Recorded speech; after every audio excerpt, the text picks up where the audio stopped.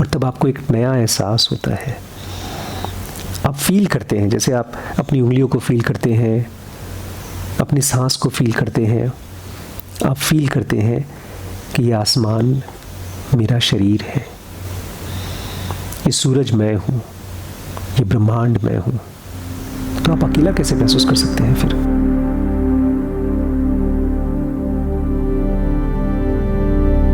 नमस्कार दोस्तों, स्वागत है आपका इस वीडियो में। आज एक टॉपिक लेना चाहता हूँ मैं, द टॉपिक ऑफ लोनलीनेस। अभी रिसेंटली मैं ट्रैवल कर रहा था ट्रेन में, तो एक भाई साहब से काफ़ी बात हुई, ऑलमोस्ट 3-4 घंटे बात हुई। मैं उनको सुन रहा था, बहुत देर तक सुन रहा था, और वो मुझे कन्विंस करने की कोशिश कर रहे थे कि हम सब इस दुनिया में अकेले हैं, भीड़ में रहने के बावजूद भी अकेले हैं। बता रहे थे उनके 4 बच्चे हैं, सबकी शादियाँ हो चुकी हैं, उनके नाती पोते हैं, घर पे रेगुलरली आते भी हैं बच्चे, लेकिन उनकी वाइफ अब नहीं है। लेकिन जब वाइफ थी तब भी वो अकेले थे, और मुझसे पूछ रहे थे कि क्या आपको भीड़ में अकेलापन नहीं फील होता? तो मैंने कहा नहीं, मुझे कभी नहीं फील होता अकेलापन, चाहे अकेले या भीड़ में, कभी नहीं होता।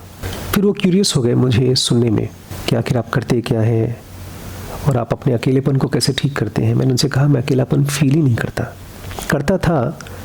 एक टाइम था जब मैं केवल बॉडी की तरह अपने आप को महसूस करता था, और बॉडी के ही चारों तरफ मेरी थॉट्स और इमोशंस घूमते थे। लेकिन फ़िलहाल वो स्टेट नहीं है। मैं बॉडी के साथ भी हूँ और बॉडी के बाहर भी हूँ। फिर वो शांत हो गए, मुझे सुनते रहे। आई विश मैंने जो कुछ भी उनसे कहा उसको मैंने अगर वीडियो में कैप्चर किया होता तो आप तक भी पहुँच सकता था।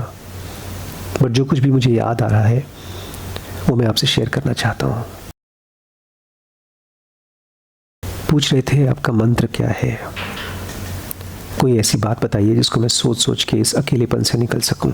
मैं मंत्रों पर भरोसा नहीं करता हूं, क्योंकि खुद मेरा एक्सपीरियंस ऑफ एनलाइटनमेंट मंत्र से नहीं आया है, वो कॉन्टेम्पलेशन से आया है।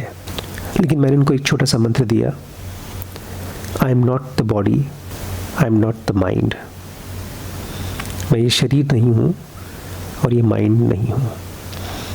मैं इसके भीतर कोई ऐसी एंटिटी हूँ जो इसको विटनेस करती है, जो उसकी साक्षी है। और मैंने उनसे कहा अगर इस चीज़ पर आप मेडिटेट करते हैं, इसको मेंटली रिपीट नहीं करना, मेडिटेट करना है, तो आप खुद ईश्वर हो जाएंगे। और यही वो ग्रेट मंत्र है जो आपको प्योर कॉन्शियसनेस तक ले जाएगा। अगर इसको रिपीट करते रहते हैं तो ये एक रूप ले लेगा, एक आवाज़ बन जाएगा, थॉट बन जाएगा, और दिमाग में घूमता रहेगा। मेन प्रॉब्लम ये है कि हमारा माइंड ये बिलीव करता है कि वो ये शरीर है, और जब वो शरीर है, कोई कितना भी नज़दीक हो, बहुत गहरा दोस्त हो, वाइफ हो, माता पिता हो, वो अकेला महसूस करेगा ही, बिकॉज किसी से भी कनेक्टेड फील नहीं करता। तो मेन प्रॉब्लम है हमारे कॉन्शियसनेस का, हमारे माइंड का इस बॉडी के साथ में आइडेंटिफिकेशन। एक बार ये आइडिया डिसलॉज हो जाए, हमारे माइंड का ये आइडिया कि ये बॉडी मैं हूँ, उसके बाद तो सारी प्रॉब्लम सॉल्व हो जाती है। कह रहे थे मैं मेडिटेशन करने की कोशिश करता हूँ, भूल जाता हूँ।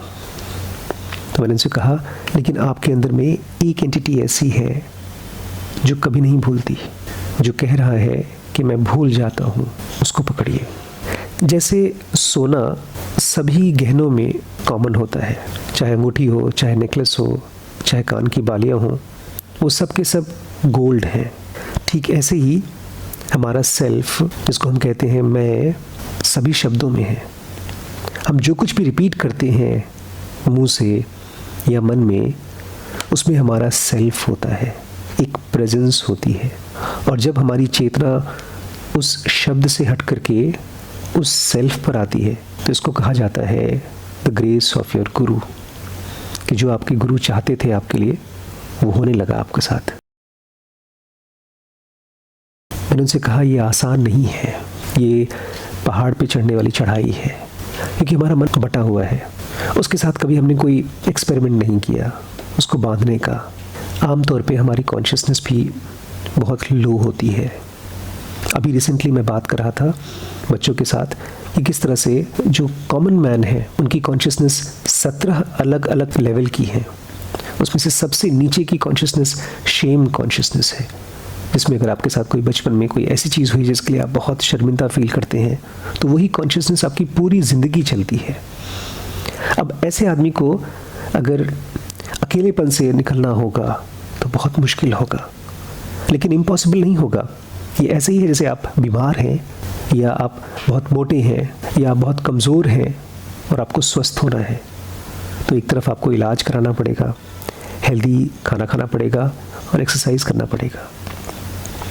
अपने मन में अकेलापन फील करना या बॉडी के साथ आइडेंटिफाइड फील करना या दुख के साथ अपने आप को बहुत स्ट्रांगली कनेक्ट करना, इस चीज़ से निकलने के लिए बहुत मेहनत करनी पड़ेगी, क्योंकि अभी ये फिक्स्ड कॉन्शियसनेस हो चुकी है।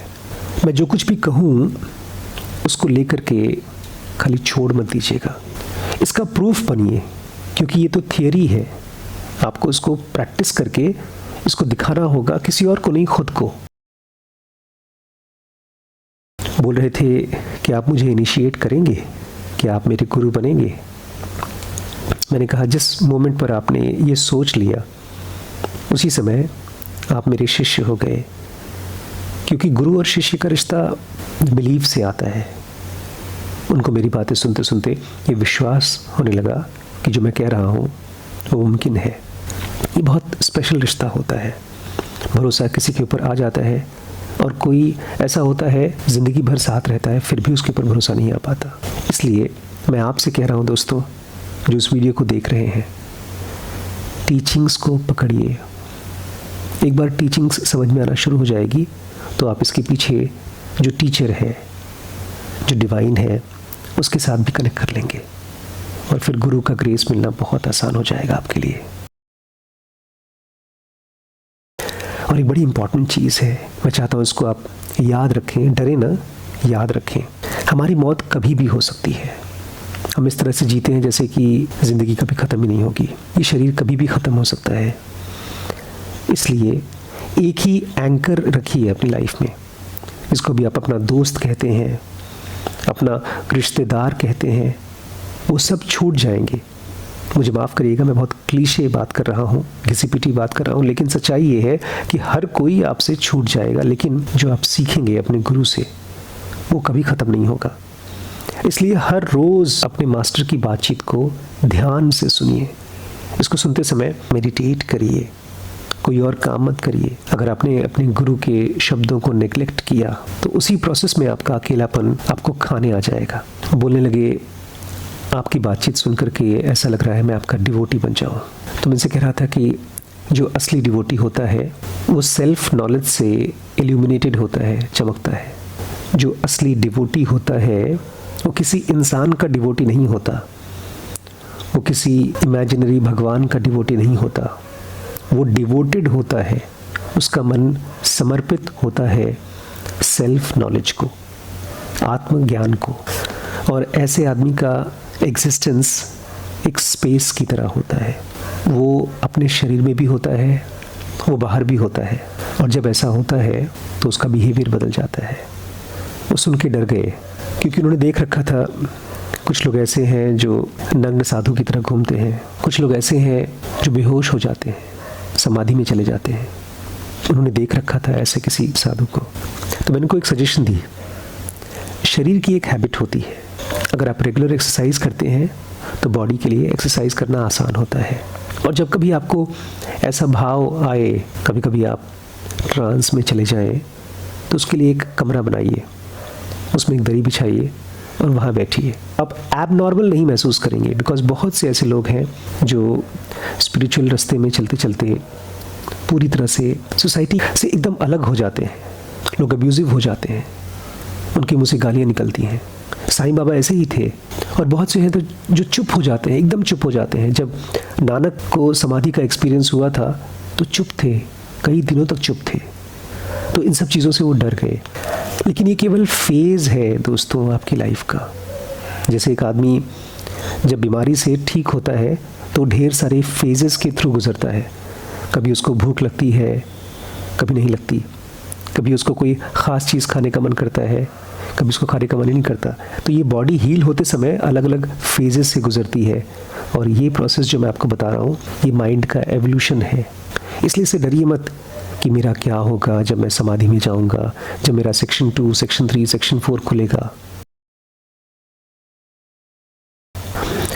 बचपन से ही हम सबको कुछ ख़ास चीज़ों का चस्का लग जाता है, खेल कूद का, लोगों से इम्पोर्टेंस पाने का, सेक्स का, बचपन का, मेमोरीज़ का। सबसे ख़तरनाक होता है addiction of memories. Actually mind की इमेजिनेशन है। इमेजिनेशन मैं इसलिए कह रहा हूँ क्योंकि ये कुछ टाइम रहती है फिर बदल जाती है। जिस कंडीशन में फ़िलहाल आप रहते हैं शायद वो आपको पसंद नहीं आ रही हो, लेकिन जो साल भर पहले आपने जिया है उसको आप मिस कर रहे हो, और फिर 2 साल बाद इस कंडीशन को मिस करेंगे। तो हमारे मन को आदत पड़ जाती है अलग अलग टाइप के विचारों की। मुझे याद है जब मैं छोटा था तो कुछ फेवरेट फिल्में हुआ करती थी। अमिताभ बच्चन की फिल्म शोले थी जो मैंने कम से कम 100 बार देखी होगी। उसका एक वीडियो कैसेट था मेरे पास, और जब भी मैं अकेला हुआ करता था, मैं बोर हुआ करता था, उस समय केबल टीवी नहीं होते थे, तो वीसीआर में लगा करके उसी को देखते रहते थे। तो ये एक तरह से नशे की तरह काम करते हैं, और ठीक ऐसे ही आपको परिवार का नशा होता है, एक हमड्रम का नशा होता है। वो होता है तब भी हम परेशान होते हैं, अकेला फील करते हैं, बिकॉज़ बहुत बार लोग हमको समझते ही नहीं हैं, तो हमको अकेलेपन की फीलिंग आती है। असल में ये फीलिंग ऑफ अलोननेस इसलिए है क्योंकि हम खुद को नहीं समझते, हम अपनी रियलिटी को नहीं समझते। जैसे पानी का फ्लेवर होता है, प्योर वाटर, जिसमें कोई स्वाद नहीं हो, कोई नमक नहीं, कोई चीनी नहीं, कोई शरबत नहीं, प्योर वाटर। ऐसे ही आपका भी एक फ्लेवर है, आपके बीइंगनेस का, आपकी प्रेजेंस का, और वही है प्रेजेंस ऑफ गॉड। इसके अलावा और कोई ईश्वर नहीं है, कोई रूप ईश्वर का रूप नहीं है। आपको पता है दुनिया में जितने भी ऋषि मुनि हुए हैं उनके लिए शरीर ऐसा है जैसे कि एक चोट। जो हमारा प्योर सेल्फ है वो सभी तरह की नेगेटिविटी और सभी तरह की पॉजिटिविटी के बियॉन्ड है। ये केवल शरीर होता है, और हमारा मन जिसको दाग लगता है, दुख होता है या कुछ फील होता है, अच्छा या बुरा, दर्द या खुशी, ये केवल बॉडी को और मन को होता है, हमारे रियल सेल्फ को नहीं होता। मैं इनको शेयर कर रहा था कि भगवान मतलब एक रोशनी, लेकिन वो रोशनी नहीं जो आप देखते हैं, बल्ब की रोशनी वो नहीं, इसको आप भगवान कहते हैं। वो एक वॉइड है, वॉइड ऑफ लाइट। जैसे एक कमरे को रोशनी से भर दीजिए, लेकिन उस रोशनी का कोई सोर्स ना हो, बस लाइट हो जो कमरे को भरे, वो है नेचर गॉड का। एक बार एक आदमी रमन महर्षि के पास आया था और उनको दर्शन करना चाहता था, ब्रह्म रूप का दर्शन करना चाहता था, विश्व रूप का, जैसा अर्जुन ने कृष्ण का किया था। तो अचानक से वो बैठे हुए थे रमन महर्षि और वो गायब हो गए। मतलब ये जो डिवोटी बैठा हुआ था उसके लिए गायब हो गए, और फिर उसकी जगह पर भगवान कृष्ण का एक विश्व रूप दिखाई दिया इस आदमी को। उसने बाद में लिखा है, बड़ा खुश हो गया वो कि जो सोच के आया था मुझे वो मिल गया। उसने जाके पूछा उनसे कि क्या आपका असली रूप यही है, आप ही वो कृष्ण हैं? रमण कहते नहीं, वो तुम्हारी कल्पना थी, मैं तो उसके पहले जो वॉइड था, जो एम्प्टीनेस था, वो मेरा असली रूप है। जब आप अपनी कॉन्शियसनेस को जान जाते हैं तभी जाकर के आप विटनेस होते हैं, और तब आपको एक नया एहसास होता है। आप फील करते हैं, जैसे आप अपनी उंगलियों को फील करते हैं, अपनी सांस को फील करते हैं। आप फील करते हैं कि ये आसमान मेरा शरीर है, ये सूरज मैं हूँ, ये ब्रह्मांड मैं हूँ।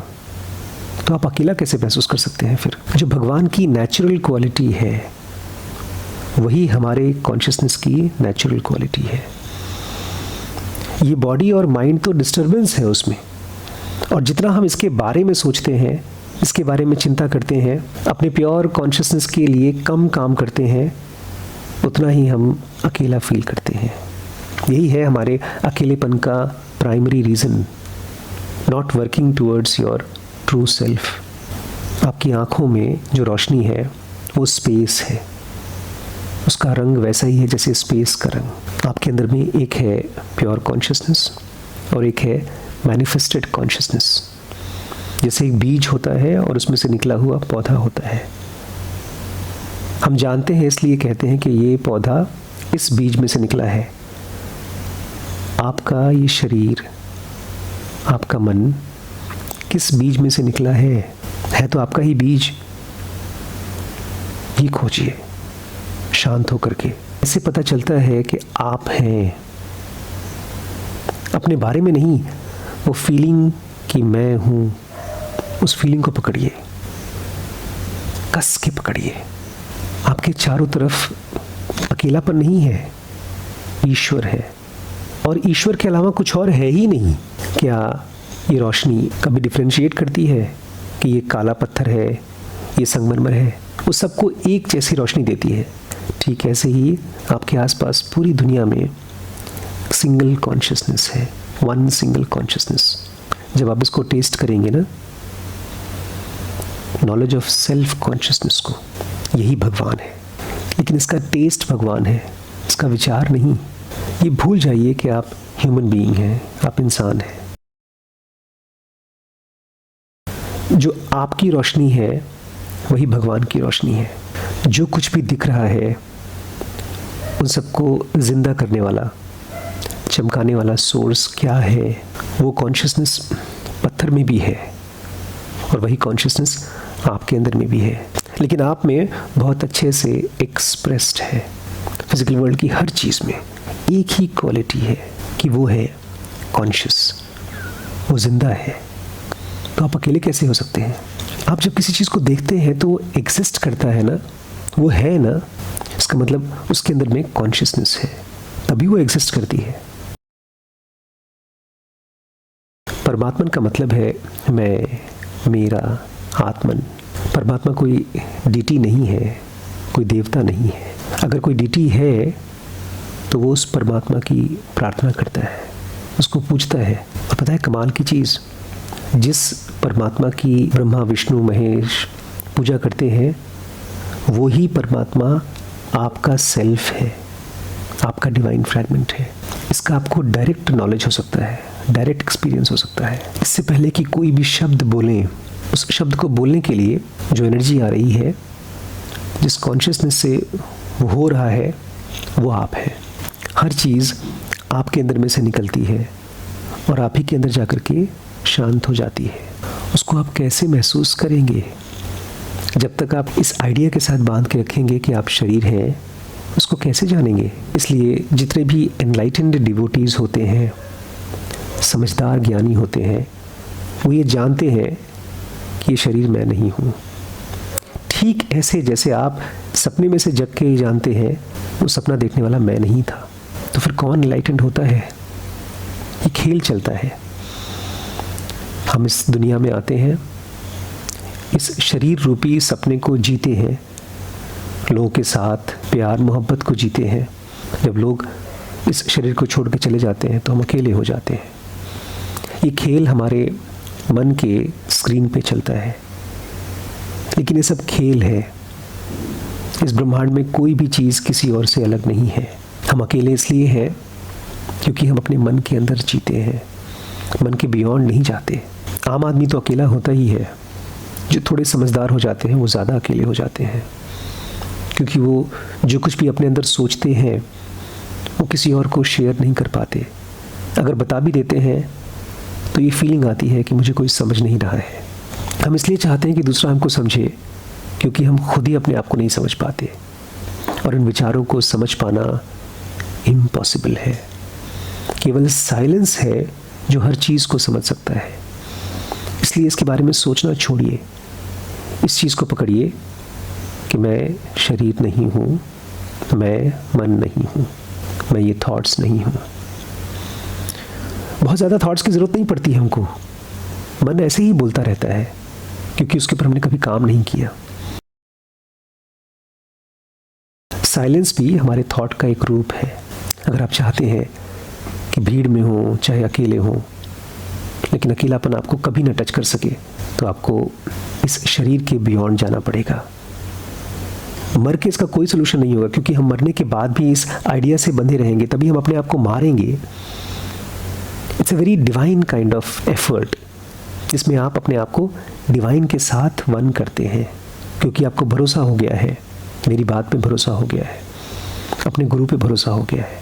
अब मैं कभी अकेला नहीं रहता, आप सब मेरे साथ हैं, आप सब मेरे अंदर हैं और मैं आपके साथ हूँ।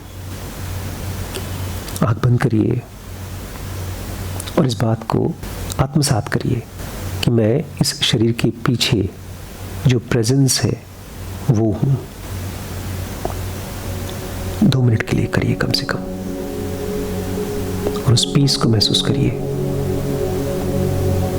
वो पीस अकेला नहीं है, वो सारा ब्रह्मांड है।